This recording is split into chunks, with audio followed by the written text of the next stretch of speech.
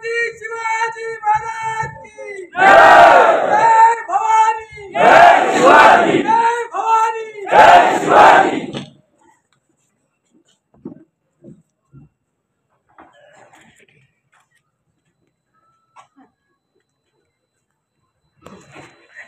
मराठी माणसाचा जन्मच मुळात विजांच्या कडकडाटात आणि तोफांच्या गडगडाटात झालाय।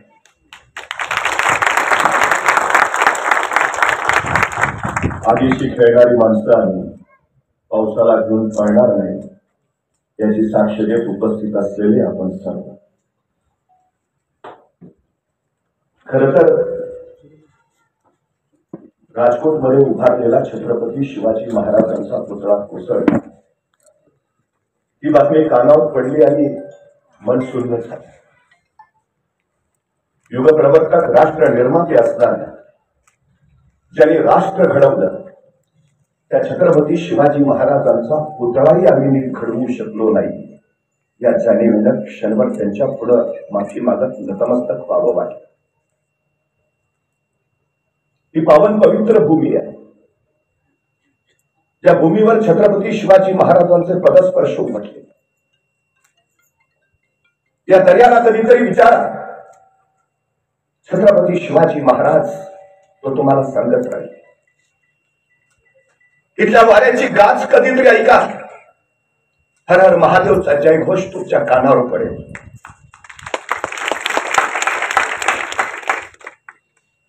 जगाच्या पाठीवर सगळ्यात जास्त पुतळे आणि सगळ्यात जास्त स्मारक जर कुणाची असतील तर ती आहेत छत्रपती शिवाजी महाराजांची। पण कुठेही नाईक साहेब कुठेही छत्रपती शिवाजी महाराजांचा पुतळा कोसळल्याची अद्याप नोंद नाही। पुतळा नव्हे, त्या दिवशी महाराष्ट्र धर्म कोसळला। पुतळा नव्हे, महाराष्ट्राची अस्मिता कोसळली। पुतळा नव्हे, महाराष्ट्राचा अभिमान कोसळला। खरंच आम्हाला शिवाजी महाराज कळाले। दक्षिण दिग्विजयाच्या निमित्ताने महाराज आंध्र प्रदेशला गेले।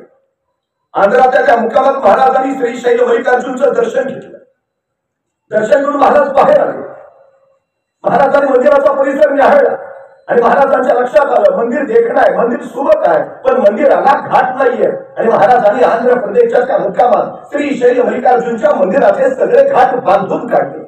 आतापर्यंत अनेक राजे महाराज आले गेले असतील, अनेकांनी ते मंदिर पाहिलं असेल, अनेकांना त्या मंदिराला घाट नाही हे लक्षात आलं असेल, पण ते घाट बांधावे असं वाटलं कुणालाही नाही। ते वाटलं फक्त छत्रपती शिवाजी महाराजांना।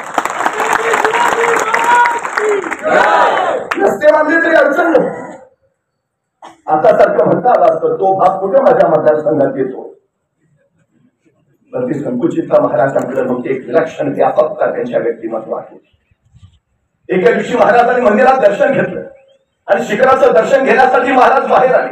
महाराजांनी शिखराचं दर्शन घेण्यासाठी वर पाहिलं आणि महाराजांच्या लक्षात आलं मंदिराच्या प्रत्येक कोपऱ्यावर एक गोपूर आहे, पण दक्षिणेच्या बाजूचं गोपूर बांधायचं राहिलंय आणि महाराजांना वाटलं हे अपूर्ण राहिलेलं गोपूर बांधायला हवं। महाराजांनी तत्काळ आंध्र प्रदेश मधले मजूर बोलावले, हे अपूर्ण राहिलेलं गोपूर बांधून पूर्ण करा, किती खर्च येईल? मजुरांनी रक्कम सांगितली, महाराजांनी तत्काळ पैसे दिले। महाराज म्हणाले ते अपूर्ण राहिलेलं गोपूर बांधून पूर्ण करा आणि महाराज पुढच्या मोहिमेला निघाले। महाराजांनी दिलेल्या रकमेच्या बळावर आंध्र प्रदेश मधल्या त्या मजुरांनी श्रीशैल मल्लिकार्जुनच्या मंदिराचं ते 14 गोपूर बांधून पूर्ण केलं। गोपूर बांधून झालं, सगळे मजूर एकत्र बसले आणि त्यांची चर्चा चालू झाली।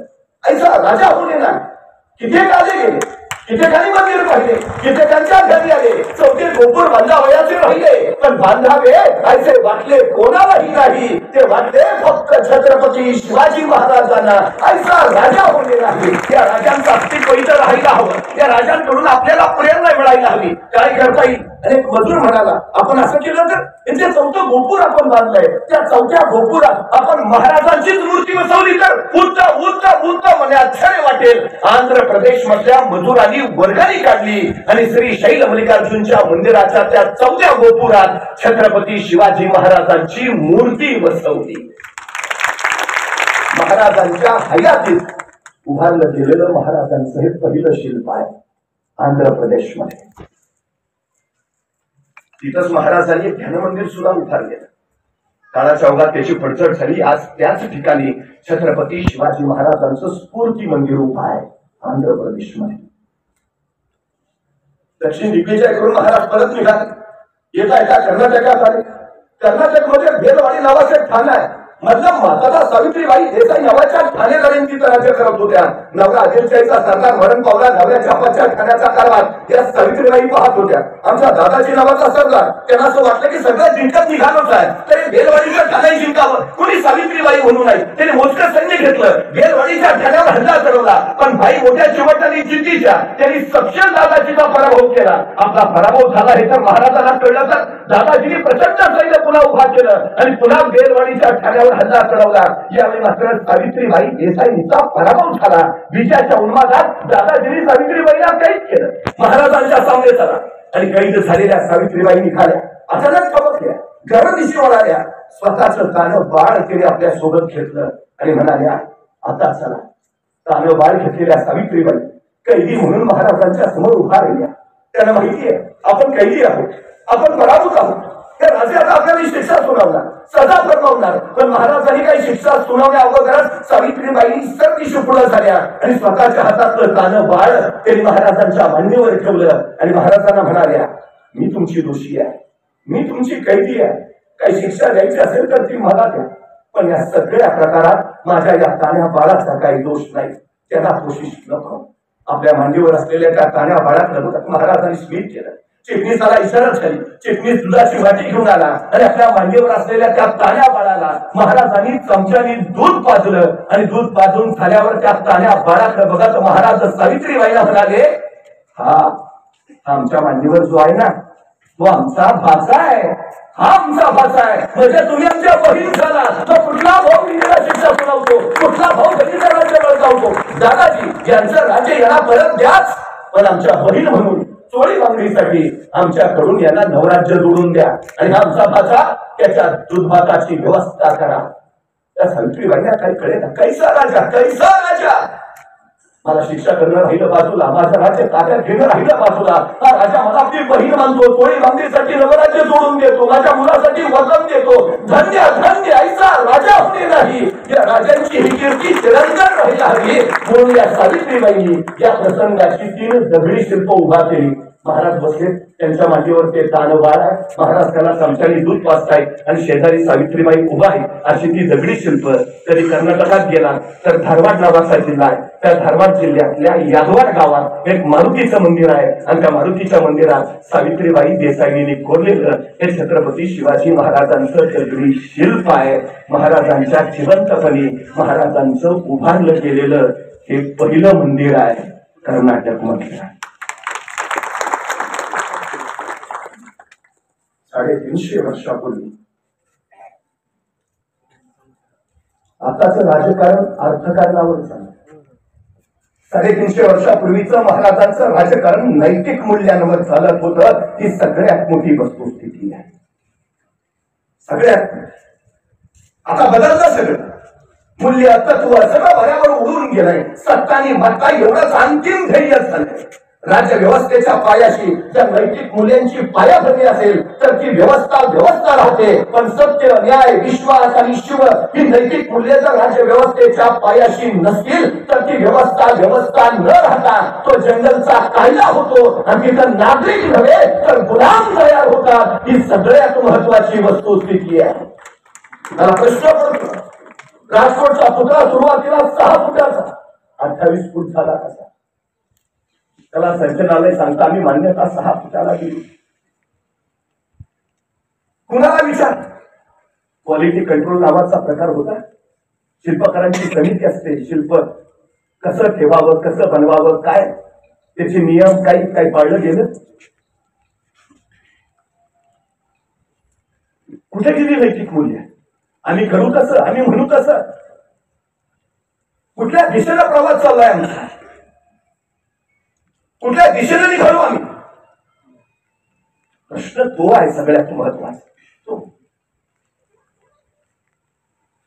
कधीतरी आम्ही या सगळ्या गोष्टींचा शांतपणे विचार करायला हवा.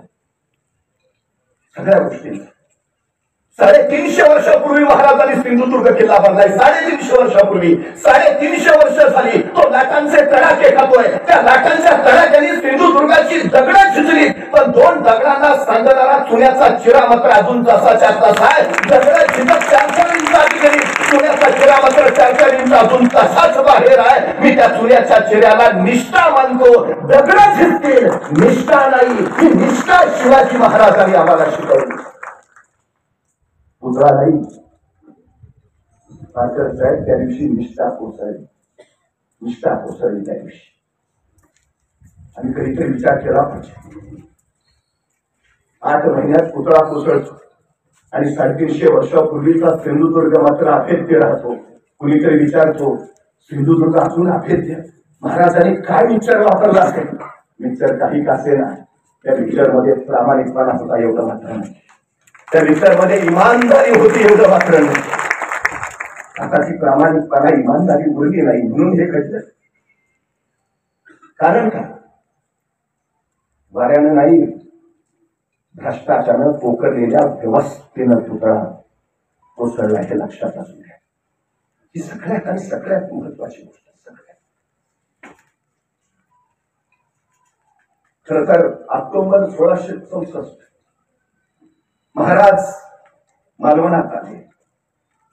त्या भूमीला महाराजांचा पदस्पर्श झाला. महाराजांनी लक्षात घेतलं, स्वराज्य निर्माण करणं सोपं आहे, पण स्वराज्य टिकवणं महत्वाचं. महाराजांनी विचार केला, स्वराज्याला धोका कुठून? आणि महाराजांच्या लक्षात आलं, महाराष्ट्राला धोका जमिनीवरनं नाही, महाराष्ट्राला धोका समुद्रावरनं. परवा मुंबईवर 26 अकराचा दहशतवादी हल्ला झाला आणि मग आम्हाला कळालं महाराज म्हणत होते ते खरं होतं.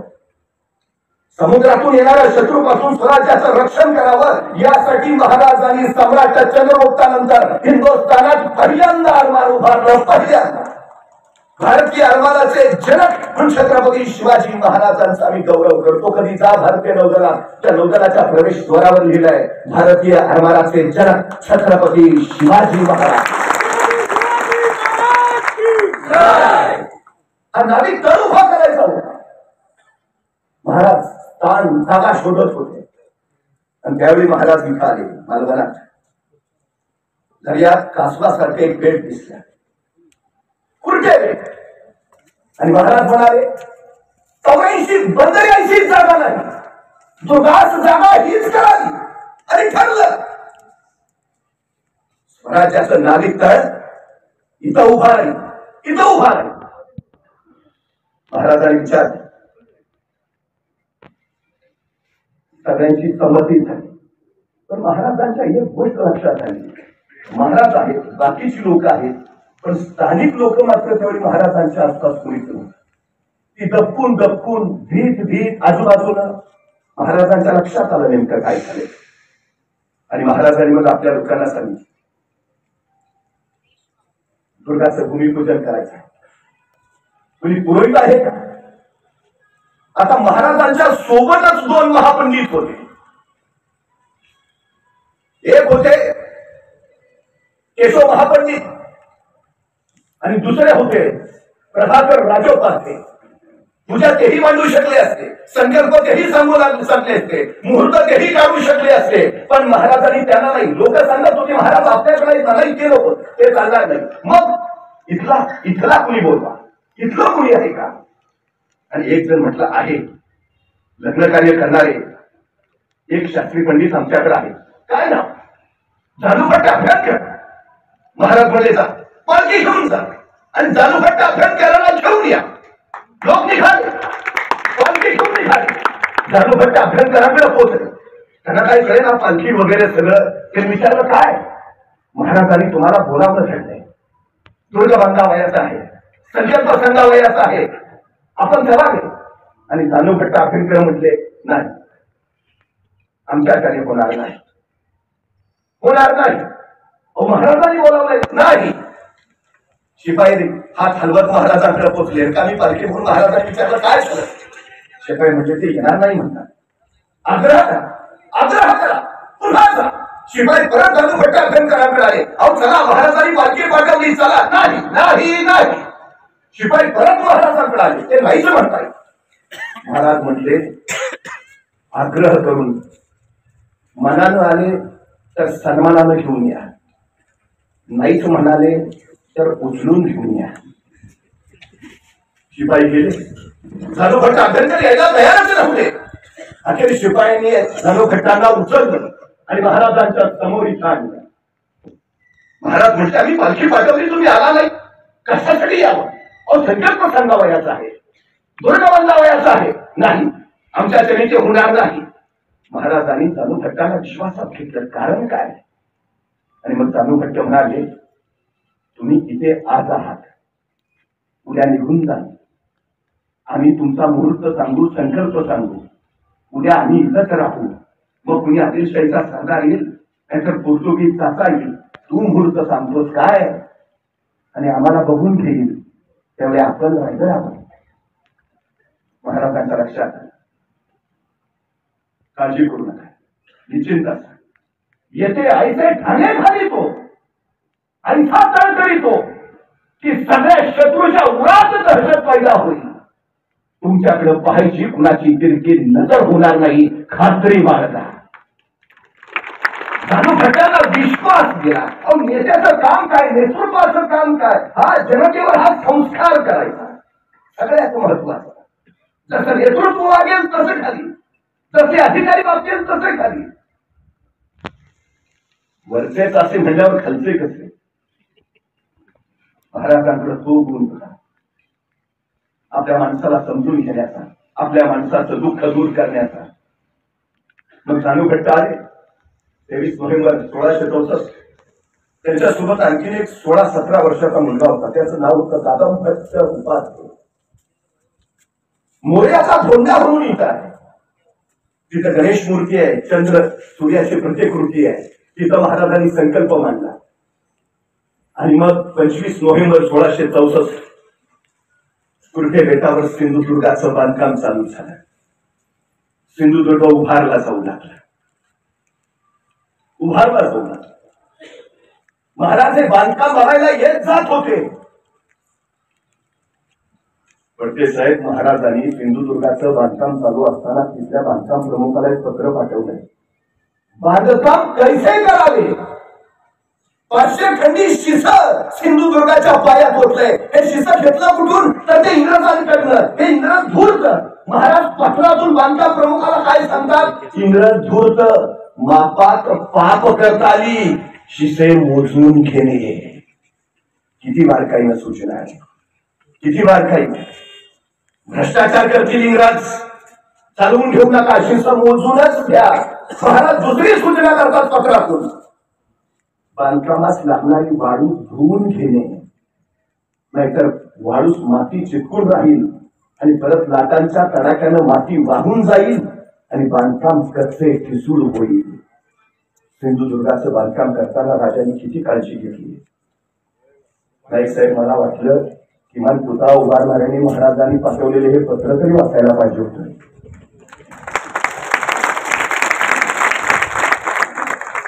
सगळं सांगितलंय ना महाराजांनी, करून ठेवलंय सगळं.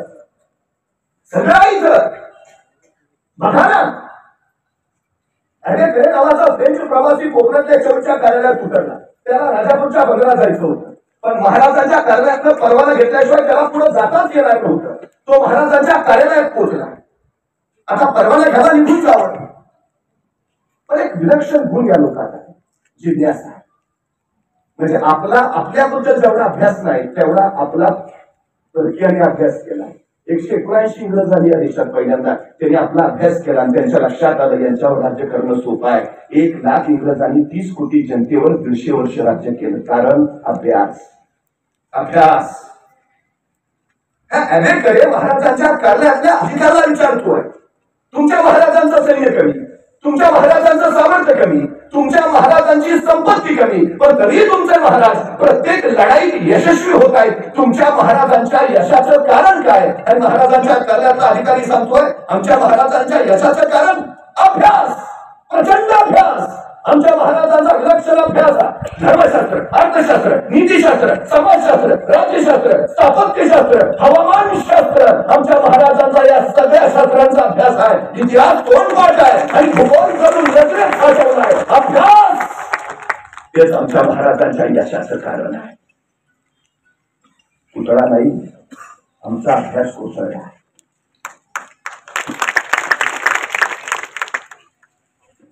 सगळ्यात महत्वाची गोष्ट आहे, या बांधकामाचं काम कोण करत होतं माहिती आहे? देखरेख कोण करत होतं?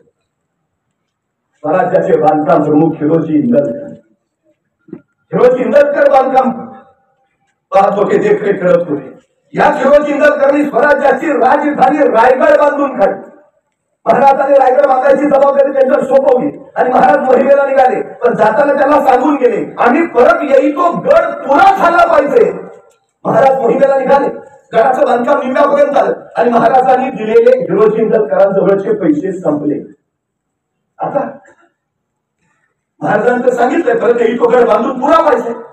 हिरोजी इंदलकरने रातोरात रायगड सोडला. ते स्वतःच्या राहत्या गावी गेले, स्वतःची सगळी जमीन विकली, स्वतःचा राहता वाडा विकला, घरातले दागिने विकले, ते सगळे पैसे घेतले, रायगडावर आले आणि स्वतःची संपत्ती विकून आलेल्या पैशातून हिरोजी इंदलकरांनी रायगड बांधून पूर्ण केला. 350 वर्षापूर्वी स्वतःची संपत्ती विकून राजधानी उभारणारे मावळे होते. आता पुतळा का कोसळला? उत्तर कळालं. राज्याभिषेकाच्या वेळी महाराजांना वाटलं की हिरोजी इंदलकरांचा सत्कार करा. महाराजांनी हिरोजीला विचारले, हिरोजी राजधानीचा गड तुम्ही बांधला, बोला तुम्हाला काय हवं? आणि नम्रपणे हिरोजी म्हणाले, महाराज अवघड स्वराज्य तुम्ही आमच्या पत्रात टाकलंय, आम्हाला आणखी काय हवं नाही हिरोजी, काहीतरी मागितलं पाहिजे, मागा. आणि हिरोजी मागते झाले. महाराज या रायगडावर आम्ही एक जगदीश्वराचं मंदिर सुद्धा उभा केलंय. महाराज या जगदीश्वराच्या मंदिराच्या एका पायरीवर आमचं नाव कोरायची आम्हाला अनुमती द्या. महाराजांना काय कळेल, आपण मागितलं तर काय मागितलं? 7वा वेतन आयोग नाही, पगारवाढ नाही, पाटीलची नाही, देशमुखची नाही, एवढं वाढवून द्या प्रकार नाही. हिरोजी काय मागताय? एका दगडावर पायरीवर नाव करायची अनुमती. महाराजांनी विचारले, हिरोजी असं का? आणि हिरोजी सांगतायत, महाराज जेव्हा जेव्हा तुम्ही रायगडावर असाल तेव्हा तेव्हा जगदीश्वराच्या दर्शनाला जाल, जेव्हा जेव्हा जगदीश्वराच्या दर्शनाला जाल तेव्हा तेव्हा तुमची पावलं त्या पायऱ्यावर पडत राहतील. आणि महाराज त्यातल्या एका पायरीवर जर माझं नाव कोरलेलं असेल तर तुमच्या पावलांची पायधूळ माझ्या नावावर म्हणजेच माझ्या मस्तकावर अतिशय करत राहील. महाराज तुमच्या पावलांची पायधूळ माझ्या मस्तकावर सतत पडत राहावी, एवढं भाग्य फक्त तुम्ही आमच्या पदरात टाका. कोण निष्ठाय हो, कोण निष्ठाय, कोण निष्ठाय? स्वतःच सर्वस्व देऊन स्वराज्याची पाया भरणारी मावळे तिकडं आणि त्यांनी राष्ट्र उभा केला. त्यांचं स्मारक सुद्धा नीट उभारू न शकणारे दुसरीकडे कुठल्या दिशेला निघालो, कुठल्या दिशेला? कधीतरी आम्ही शांतपणे या गोष्टींचा विचार करायला हवा. सगळ्यात महत्वाचं, कधी असं नाही करो. महाराजांची तत्व तत्वच होती, नियम नियमच होते, कायदा कायदाच होता. अनाजी तत्व सोडणीसाला एका गरीबाचे 2 आणे देणं बाकी ठेवलं. महाराजांना कळाले, संतापले महाराज आणि सरळ कळाले, त्या गरीबाचे 2 आणे काय म्हणून बाकी ठेवले. या उपायाचा कुसूर झाला तर स्वामी भीर धरणार नाही, स्वामी जीवेच मारितील. सहज केला जात नव्हता भ्रष्टाचार, अजिबात नाही, अजिबात नाही. कडेलोट करून टाकला असता. एवढं झालं अजून कुणी निलंबित झालं नाही.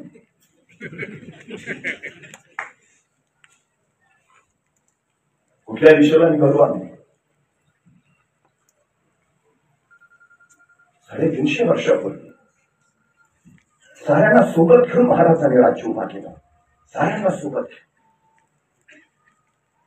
तिथे पंजाबी, दहावी, 18 पगड जातीची सगळी मावळ बांधावी सोबत घेतली. स्वराज्याचा आरमार महाराजांनी उभा केला.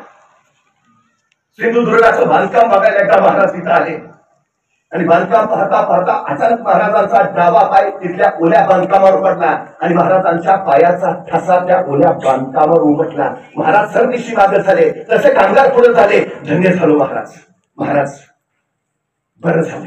अरे नाही महाराज, आपण असाल तेवढे आपला सहवास असेलच, पण ज्यावेळी आपण नसाल तेवढे हे ठसे आपण इथंच आहात याची आम्हाला जाणीव करून महाराज एक विनंती आहे, बोला. आणि कामदार चुन्याचा ओला गिराला घेऊन पुढे आले. आपल्या उजव्या हाताचा ठसा यावर उमटवावा महाराज. महाराजांनी आपल्या उजव्या हाताचा ठसा उमटवला.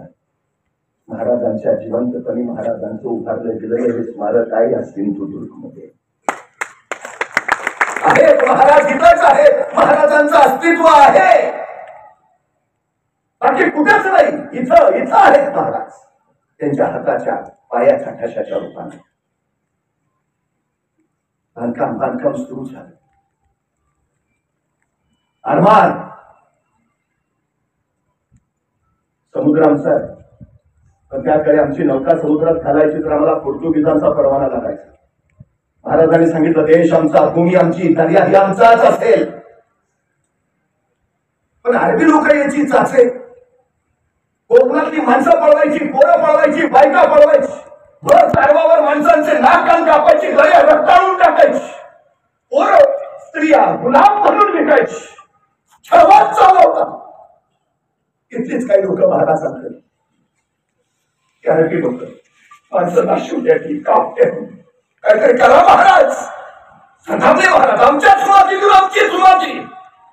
आणि महाराजांनी स्वतः चारवारला सांगितलं या उपर ऐसे पातक कुणी करता कामा नये. परत जर ऐसे पातक झाले तर त्याचे पाप तुमच्या बाबतीत असेल. दौलत खान, नामनाथ भंडारी यांना जबाबदारी दिली.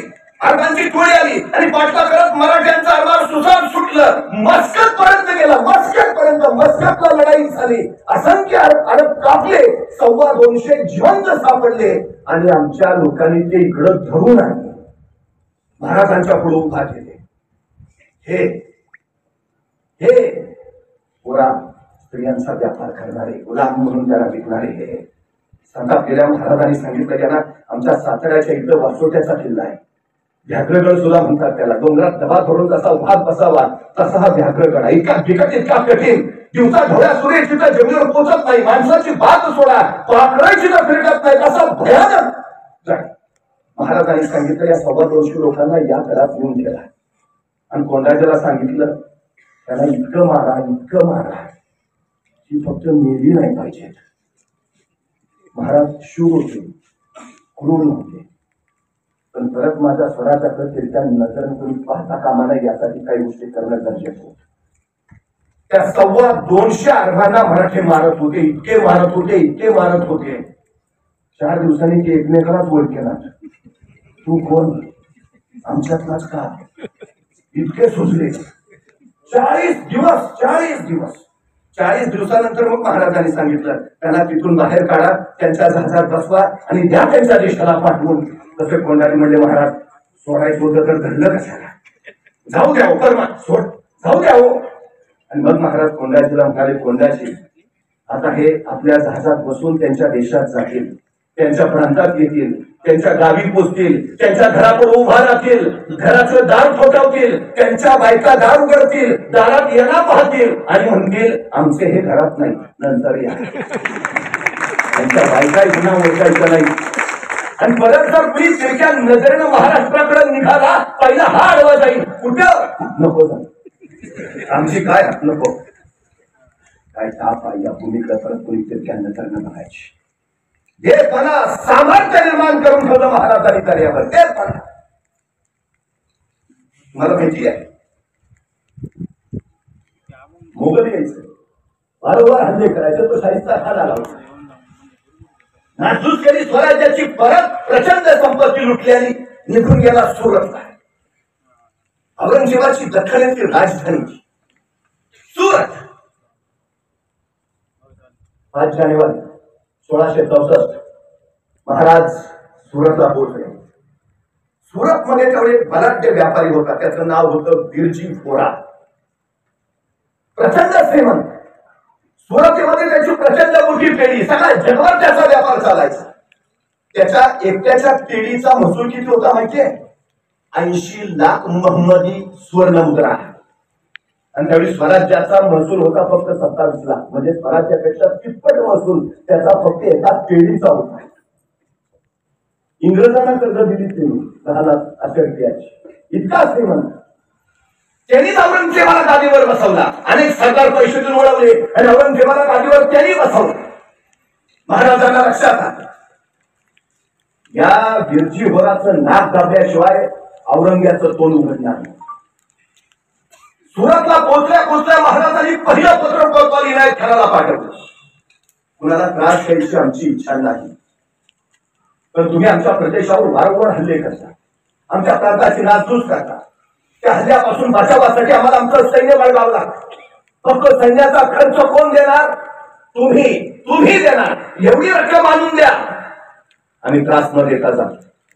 हा गिरजी होरा, त्याला वाटलं काय होतंय, त्यांनी सरळ निरोप पाठवला, नाही देंगे, जो उखाडना है उखाड लो. महाराजांना कळालं आणि 5 तारखेपासून मग मराठ्यांचा कहर चालू झाला. दिवसा अंधार आणि रात्री उजेड, सुद्धा सुरत सरत होत. जे गोरगरिबाला लुटून मोठे झालेले त्यांच्याकडनं रक्कम वसूल करण्यात आली. अनेक वस्तू गोरगरिबाला वाटण्यात आल्या. जे दानशूर व्यापारी होते त्यांना हातही लावला नाही. सगळे महाराजांचा जय जयकार करत राहिले, बाकी सगळे आनंदित झाले. जे लुटणारे होते महाराजांनी त्यांच्याकडनं वसूल केलं. या गिरजी होराच्या पोटीत 50 लाख मोहम्मदी अशरफिया सापडल्या. तो पण इनायत खानाच्या घरीच जाऊन नसला होता. त्या गिरजी होराच्या घरीची अशी अवस्था केली महाराजांनी की गडी होती का नव्हती तेच कळेना. इतकी महाराज 10 तारखेला निघाले. जाताना त्या गिरजी होराच्या पकडलेल्या सैनिकांना त्यांनी मुक्त केलं आणि त्या सैनिकांना महाराज एवढंच म्हणाले, मालिक को जाके बोल उखाड़ दिया. भले भले येतात हो, उखाड़ देंगे. जो महाराष्ट्राच्या नादाला लागतो आम्ही त्याला उखाड़. हा महाराष्ट्र आहे, हा महाराष्ट्र, हा छत्रपती शिवाजी महाराजांच्या विचारांवर घडलेला, छत्रपती शिवाजी महाराजांच्या संस्कारांवर उभा राहिलेला हा महाराष्ट्र. आमचा श्वास छत्रपती शिवाजी महाराज, आमचा आत्मा छत्रपती शिवाजी महाराज, आमचा प्राण छत्रपती शिवाजी महाराज. महाराष्ट्र धर्म तो छत्रपती शिवाजी महाराजांनी आम्हाला सांगितलं. दुर्दैव आहे आमच्या अलीकडे आमचेच काही कुत्रे दिल्ली पती पुढं मुद्रे घालत बसले. पण महाराष्ट्रपणे अखंड राखायची जबाबदारी तुमच्या आमच्या खांद्यावर आहे. निश्चितपणे राजा जयसिंग 3.25 लाखाची फौज घेऊन महाराष्ट्रात आला. त्याला माहिती आहे महाराजांचा जीव घरात नाही, महाराजांचा जीव किल्ल्यात नाही, महाराजांचा जीव प्रांता प्रदेशात नाही. महाराजांचा जीव आहे तो इथल्या रयतेत आहे. आणि त्यांनी रयत छायाला सुरुवात केली. गावाच्या गावात आली, फुल्यांच्या तरी आरंभल्या. आपलं सिंगाळे आवड रक्ताच्या चरकल्या उडत्यांच्या प्रयत्नांचा सिंहासनांचा कलर उडाला आणि राजे व्यापुळले. राज्य कुणासाठी? रयतेसाठीच ना. मग रयतच वाचत नसेल तर राज्य वाचून काय उपयोग? आणि राजे निर्धार असे कळाले, निर्धार थांबवा हा छळ, थांबवा हा जुलूम. आणि मिर्झा असे म्हणाले हा जुलूम थांबवणं तुमच्याच हातात आहे. मतलब राजे मोगलांची मनसबदारी घ्या आणि संतापले राजे. मिर्झा राजे आम्ही तुम्हाला महाराणा प्रताप सिंहांचे वंशज समजत होतो, पण तुम्ही यासाठी नाही अभ्यास केला, यासाठी नाही आमच्या मुलांनी समर्पण केलं की आम्ही तुमचे ताबेदार व्हावं, यासाठी नाही हे स्वराज्य उभारलं, यासाठी नाही असंख्याने बलिदान दिलं की आम्ही तुमची चाकरी पत्करावी. मिर्झा कदापि नाही. तसे मिर्झा राजे म्हणाले रयतेचा विचार करावा. आणि रयतेसाठी महाराजांनी आपले पुत्र संभाजी राजे मोगलांकडे पाठवले. आपला पुत्र स्वराज्यासाठी धावा पडला. पण 1646 ते 1665 स्वराज्य उभारलेलं, उभारलेलं, फुटलेलं. पुरंदराचं 23 किल्ले मिर्झा राजेला द्यावा लागला.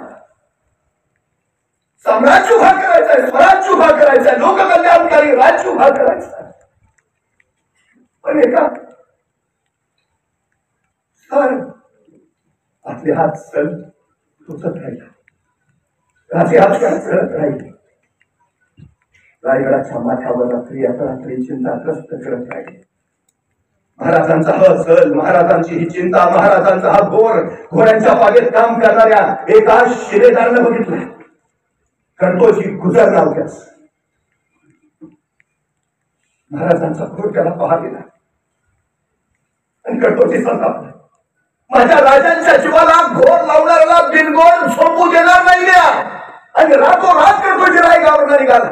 बघता बघता मिर्झा राजांच्या छावणी पुढे दाखल झाला. पांढरं निशाण फडकावणाऱ्या कटोचीला पाल्याच्या टोकावर कैद केलं. मिर्झा राजांच्या सामने हजर केलं. मिर्झा राजाने विचारलं, कोण? जी कटोची गुजर. कुठून आला? जी शिवाजी राजांकडनं. का? आपली चाकरी करावी म्हणतो. नामुमकिन. राजांची माणसं तुटतील पण फुटतील कुठली नाही. असा कटोजी म्हणाला, तसं नव्हतं, पण तुमच्या तडाख्यातलं आमचं राज काय वाचणार आहे का? मग त्यांच्या बरोबर मारण्यापेक्षा तुमच्या बरोबर चांगल्याला नाही का चांगलं? घ्या की चाकरी. पटलं. मिर्झानं चाकरीत घेतलं. कटोजी मिर्झा राजांची चाकरी करायला लागला. पण उरात डाव वेगळा शिजत होता आणि अखेर त्याला हवी ती संधी मिळाली. तर तुर्कुता मिर्झा राजांच्या छावणीला पहारा द्यायची जबाबदारी त्या कटोजींवर सोपवली. पहिला प्रहर संपला, पहारे बदलले आणि दुसऱ्या प्रहरी पहारा द्यायला हा कटोजी गुजर मिर्झा राजांच्या छावणी बाहेर आला. सगळा परिसर शांत सन्नाट. दूर कुठेतरी कुत्र्याच्या केकाटण्यात आले तर जागते हो त्यावेळीचा आवाज यायचा. बाकी सगळं शांत. कटोजीने आजूबाजूच्या परिस्थितीचा अंदाज घेतला. छावणी होती एकदा फेरी मारली. सगळा भेद. मिर्झा राजाच्या छावणीचा पडदा अलगद बाजूला केला. मिर्झा राजे म्हणजे कावर शांतपणे पोहोचलेला. पुन्हा एकदा कबूल घेतली.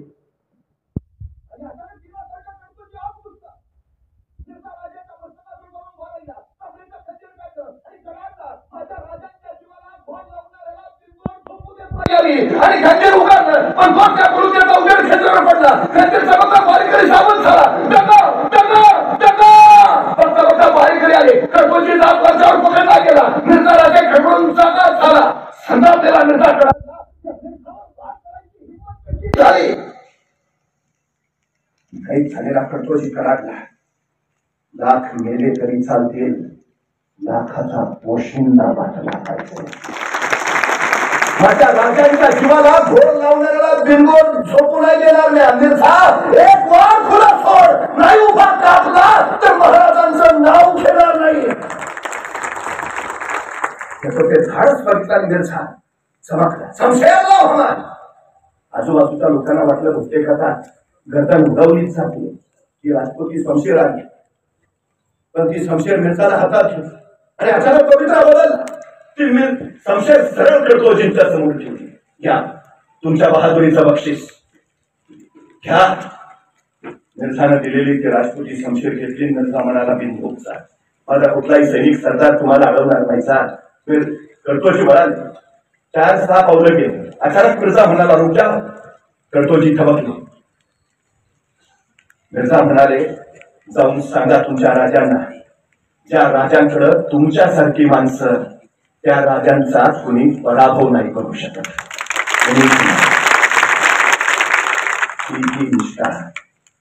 ही निष्ठा. अहो, राजांच्या जीवाला घोर लावणाऱ्याला बिनगोर नाही झोपू देणार. महाराजांना साधी चिंता सतावत असली तर मावळे स्वस्त नाही बसले. इथं महाराजांचा पुतळा कोसळला. मावळे कसे गप्प बसतील? कसे शांत राहतील? कसे?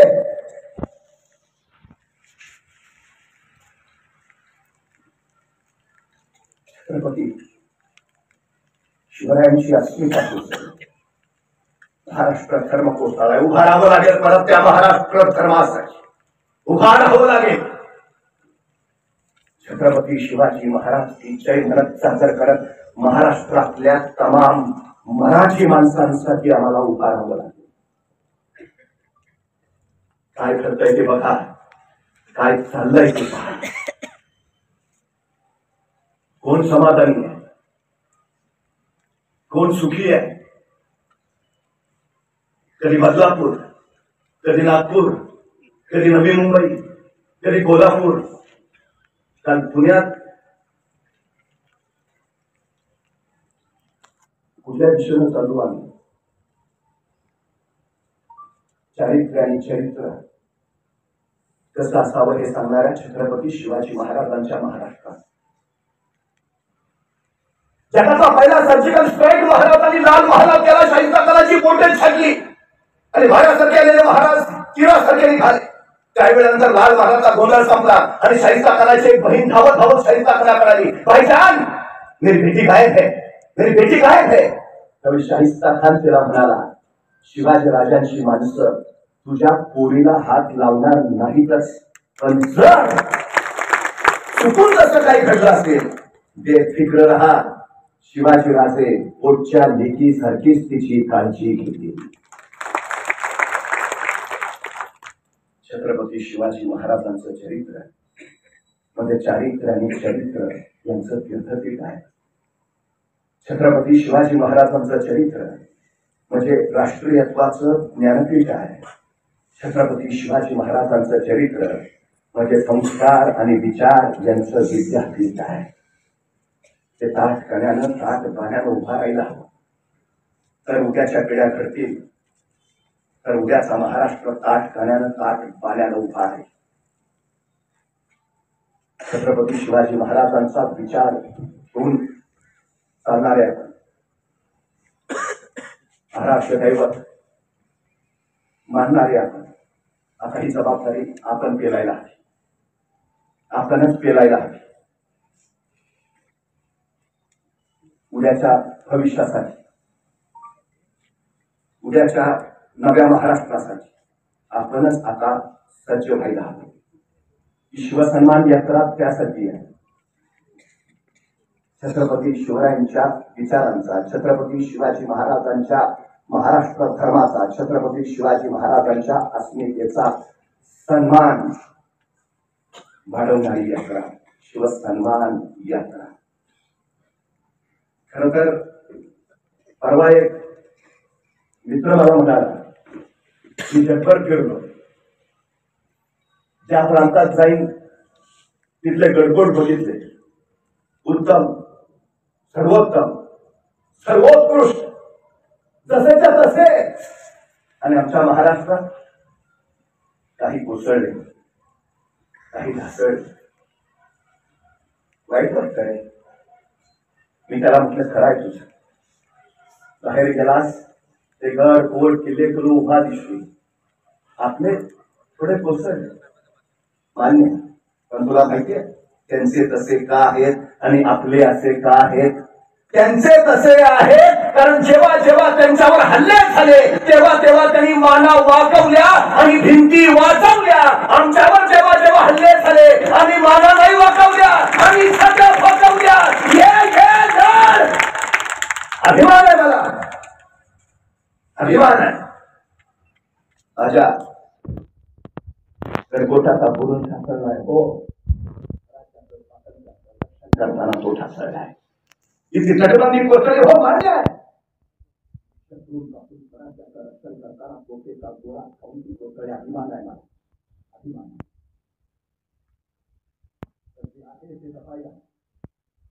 शिवसन्मान यात्रा त्यासाठी आहे. हे ईश्वरायांनी जे दिलंय आम्हाला संगीत, ते आम्ही जपायला हवं.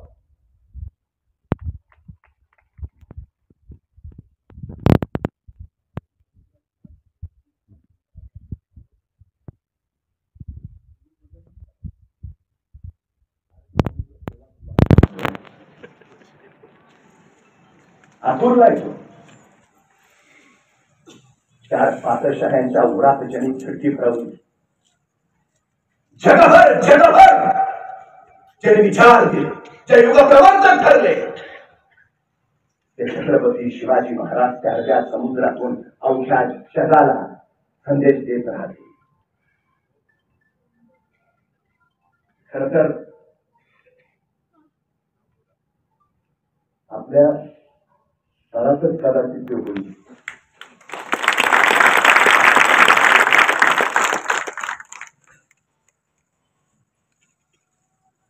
सगळ्यात महत्वाची गोष्ट काय माहितीये, नेताजी सुभाषचंद्र बोस इंग्रजांच्या नजरकैदेत होते. त्या नजरकैदेत त्यांच्या हाती शिवचरित्र आलं. त्या शिवचरित्रात त्यांची नजर आग्र्याहून सुटका या प्रकरणावर रेंगाळली आणि नेताजींना त्या प्रकरणातून प्रेरणा मिळाली. महाराज जसे देशांतर करून आग्र्यातून निसटले, नेताजी सुभाषचंद्र बोसही तसेच देशांतर करून देशांतर करते झाले.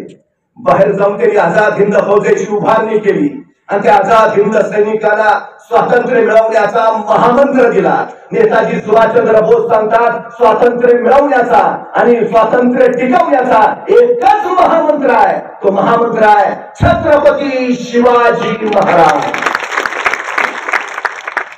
तो महामंत्र घेऊन आपण पुढे चालूया. खर तर वंदनीय हिंदुहृदय सम्राट शिवसेना प्रमुख बाळासाहेब ठाकरे यांनी मराठी माणसांची संघटना उभारताना प्रबोधनकारांनी विचारलं या सगळ्या लोकांना संघटनेचं रूप देणार की नाही. आणि हिंदुहृदय सम्राट म्हणाले हो देणार. तर मग तुमच्या संघटनेचं नाव काय. प्रबोधनकार म्हणाले मी सांगतो तुमच्या संघटनेचं नाव ठेवा शिव शिव शिवसेना. छत्रपती शिवाजी महाराजांच्या विचारांची सेना. छत्रपती शिवाजी महाराजांच्या मावळ्यांची सेना शिवसेना. शिवाजी महाराजांचा अंश घेऊन शिवाजी महाराजांचा विचार घेऊन चाललेली शिवसेना. शिवसेना त्या शिवसेनेवर अनेक ठाव आले. अनेक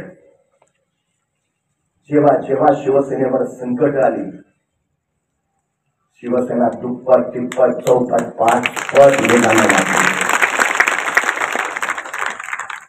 शिवसेना संपवणारे संपले पण शिवसेना अजून तशीच आहे. ती तशीच राहील कारण छत्रपती शिवाजी महाराजांचा तो विचार घेऊन ती निघाली आहे. मला खात्री आहे उद्याचा काळ महाराष्ट्र घडवण्याचा छत्रपती शिवाजी महाराजांचा हा सन्मान संवर्धित करण्याचा आहे. ही शिवसन्मान यात्रा त्यासाठी आहे.